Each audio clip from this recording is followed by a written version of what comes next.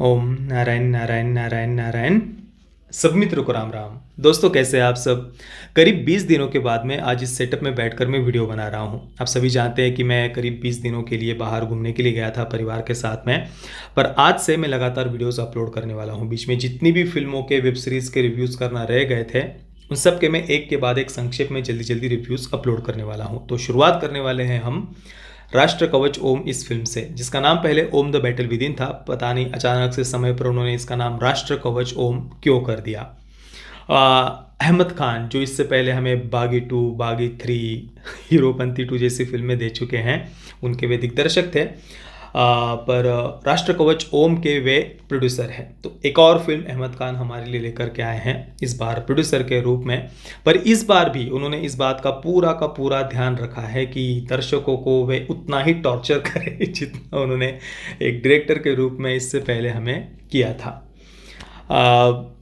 देखिए, ट्रेलर से ही ये तो पहले से ही पता था कि फिल्म कैसी होने वाली है, पर मैंने जितना सोचा था उससे कई गुना ज़्यादा भयानक ये फिल्म निकली।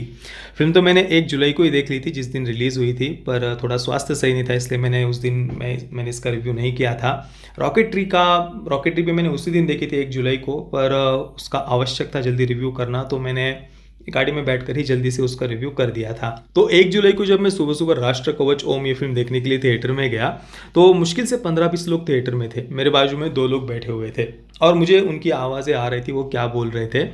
जैसे ही फिल्म शुरू हुई पहले 2 मिनट में ही मुझे सुनाई दिया, भाई ये कहाँ लेकर के आ गया तू, इससे अच्छा दूसरे कोई फिल्म देख लेते। और ये कंटिन्यूसली, वो पूरी फिल्म के दौरान वो फिल्म का इसी प्रकार से मजाक उड़ा रहे थे कंटिन्यूसली। फिल्म थी ही इतनी भयानक। फिल्म के शुरुआत में ही हमें पता चल जाता है कि भाई हम क्या टॉर्चर अगले 2 घंटों में, 2-2.5 घंटे कितने 2 घंटे और 15 मिनट की ये फिल्म है। तो शुरुआत में ही पहले 2 मिनट में हमें पता चल जाता है कि भाई आगे क्या टॉर्चर हम झेलने वाले हैं। मतलब इसका हर एक सीन देखकर हमें ये पता चलता है कि भाई ये फिल्म बस इसी मंशा से बनाई गई है कि जो दर्शक थिएटर में आने वाले हैं हमें उन्हें टॉर्चर करना है।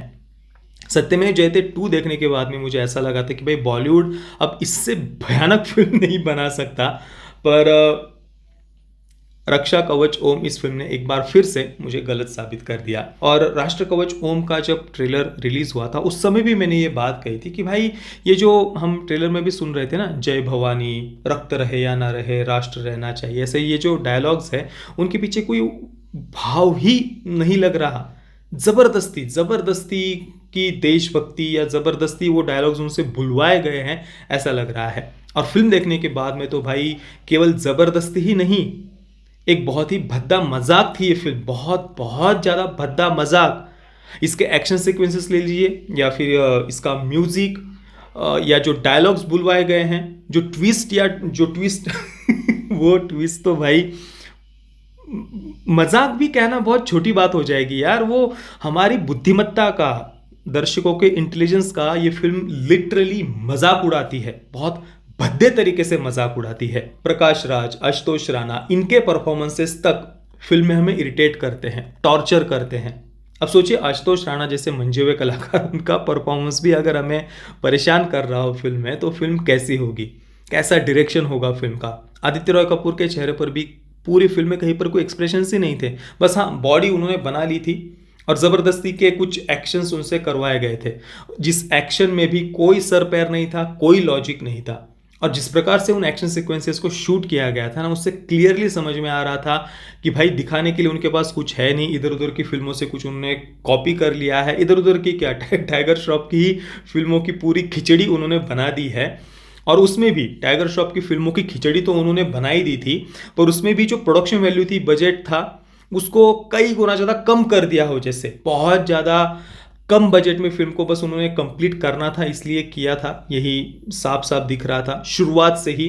जहाँ पर आदित्य रॉय कपूर का कैरेक्टर प्लेन से वो जंप करता है नीचे समुद्र में, और जंप करने के बाद में जैसे समुद्र पर कोई सरफेस हो उस पर वो ऐसे पाँव रखकर जैसे कोई उछल रहा हो ना, ऐसे वो समुद्र में कूद तो रहा है पर अचानक से ऐसे उछल कर वो जंप कर रहा है मतलब इतने इलॉजिकल एक्शन सीक्वेंसेस, जैसा उन्हें देखकर क्लियरली लग रहा है कि भाई ये जानबूझकर इन्हें इस प्रकार से खराब तरीके से शूट किया गया है। मतलब कोई कैसे उन्हें फाइनल कट में अप्रूव कैसे कर सकता है इन एक्शन सीक्वेंसेस को। और इंटरवल के पहले जो सीन था वो रक्षा कवच दिखाने के लिए, कोई भी न्यूक्लियर वेपन हो उसको वो डिसेबल कर देता है या जो भी करता है वो रक्षा कवच उसके साथ। वो इंटरवल के पहले वाला सीन आप जब भी आप अगर देखेंगे इस फिल्म को, आप लोटपोट होकर हंसेंगे कि भाई ये क्या मजाक था, क्या था ये। और उस मजाकिया चीज को उन्होंने फिल्म में राष्ट्र कवच नाम दिया है।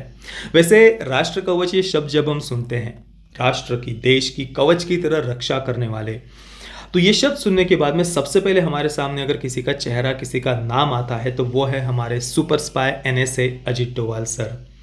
अब देखिए ये एक स्पाई थ्रिलर फिल्म है राष्ट्र कवच। वैसे इसे स्पाई थ्रिलर कहना स्पाई थ्रिलर जोनरा का अपमान है, पर फिर भी अब वही एक नाम जोनरा मेरे मन में आया, तो इसी कारण से मुझे अजीत डोभाल सर का नाम सबसे पहले मेरे याद में आया, स्मरण में आया।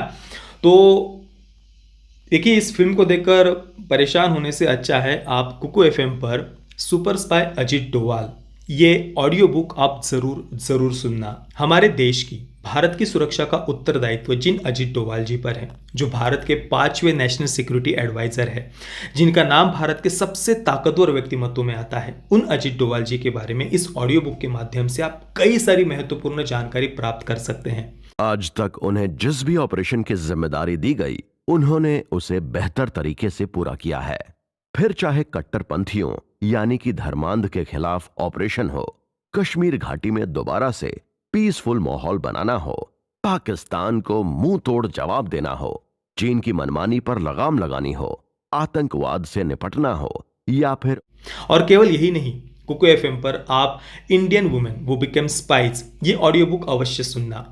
कई सारी महिला जासूसों के बारे में, उनके शौर्य और पराक्रम के बारे में, उनके अलग अलग जो जिन भी मिशंस पर उन्हें भेजा गया था उसके बारे में आप इस ऑडियो बुक के माध्यम से जान सकते हैं। ये दोनों ही अलग अलग ऑडियो बुक्स हैं और इन दोनों को ही आप ज़रूर सुनना। और कुकू FM पर केवल ये दोनों ही नहीं, ऐसे 4000 से ज़्यादा ऑडियो शोज अवेलेबल हैं।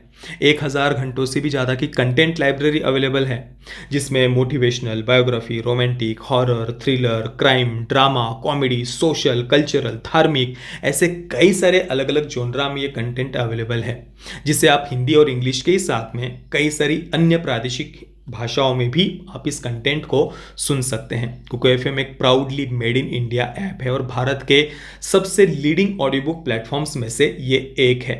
कुकू FM को डाउनलोड करने की लिंक मैंने आपको नीचे डिस्क्रिप्शन में दी हुई है और साथ में ही एक कूपन कोड भी मैंने दिया हुआ है।